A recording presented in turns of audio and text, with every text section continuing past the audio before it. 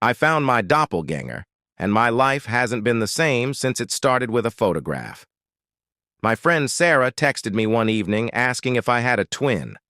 I laughed it off, knowing I was an only child. Then she sent me a picture she had taken at a local coffee shop. My smile faded. The man in the photo looked exactly like me. Same haircut, same build, even the same taste in clothes. He was sitting at a table, reading a book, completely unaware that his picture was being taken. I felt a chill run down my spine. Doppelgangers were supposed to be a myth, right? A creepy coincidence. I told Sarah it was just a look-alike, but I couldn't shake the unease. A few days later, my girlfriend, Lily, mentioned seeing me at a bar downtown. I hadn't been to that bar in months. She insisted it was me, though, even describing the jacket I had worn to work that day. The jacket that was currently hanging in my closet. I laughed it off, but now I was starting to feel paranoid. Things got worse. I started receiving texts from friends and colleagues, all saying they had seen me in places I hadn't been.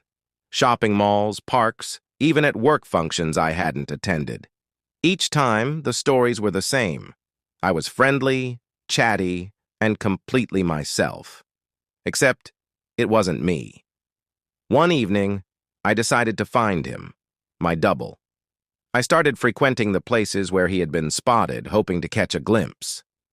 Days turned into weeks with no luck. I began to question my sanity. Maybe it was just a series of strange coincidences. Maybe I was overreacting. Then one night, I came home to find the lights on. I distinctly remembered turning them off before leaving. My heart pounded as I crept inside, fearing an intruder. But the apartment was empty, nothing out of place except for one thing, a note on the kitchen counter. "Stop looking for me." I felt a surge of anger. Who was this person, and why was he messing with my life? I tore the note to shreds, determined not to be intimidated. But the fear lingered. Someone who looked exactly like me had been in my home. Someone who knew I was looking for him. The next day at work, my boss called me into her office. She looked concerned, asking if everything was okay. Apparently, I had missed an important meeting the previous day. I hadn't. I was there, taking notes, participating. I even remembered the discussions we had. But she insisted I wasn't. That night, I set up a camera in my living room, hoping to catch my doppelganger in the act.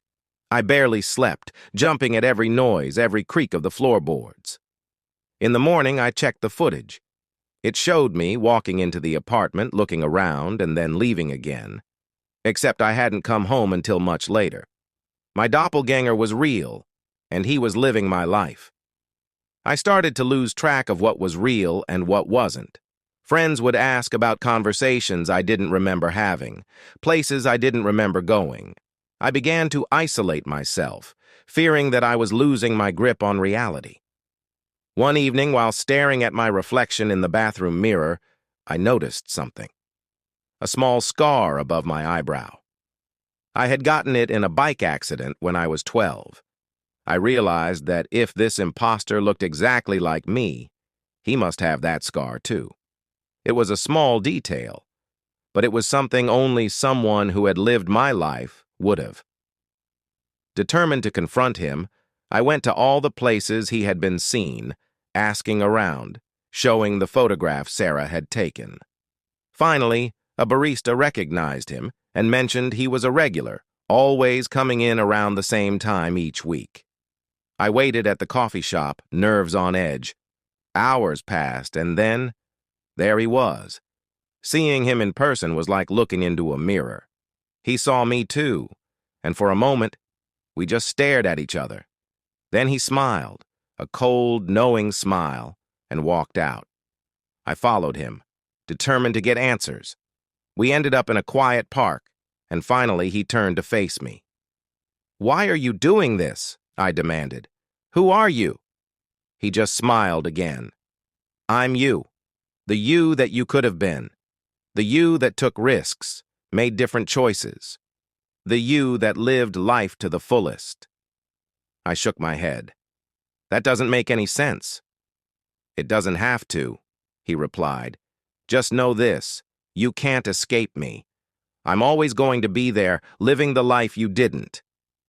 With that, he turned and walked away, leaving me standing in stunned silence.